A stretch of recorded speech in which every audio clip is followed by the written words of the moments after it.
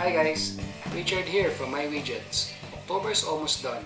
We're 5 days away before October ends, and in October, we witness a series of product launch. Apple announced the new iPhone 12 series along with iPad Air 2020.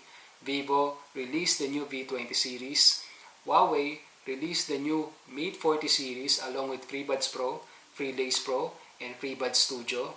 And another surprise in the market, one of the pioneers, the Motorola, released the new Razr and the Moto 5G, and I hope na sana ito na yung pagbabalik ni Motorola sa Philippine market. And for today, I have a surprise for you. Ito yung pag-uusapan natin. The first impression for the Huawei Y7a. Let's go!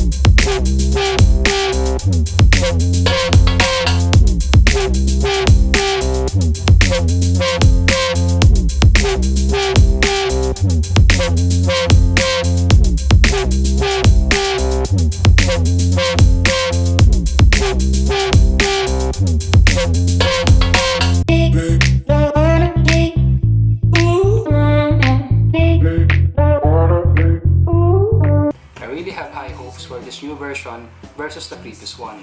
It's good to hear that there's a couple of improvements. Anyway, let's start with the screen. In this part, the most noticeable change is the punch hole camera located at the top center, which is not so bad.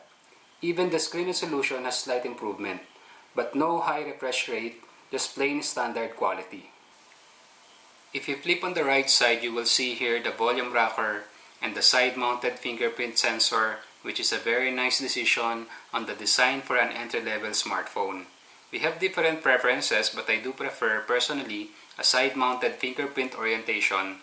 It's a good placement instead of having it at the back for this price range. It has basic 3.5mm headphone jack and a single speaker at the bottom. The Y7a is thick, medyo makapal siya compared to Y7p, and a little heavy as well. It has a glossy finish back cover, very premium look.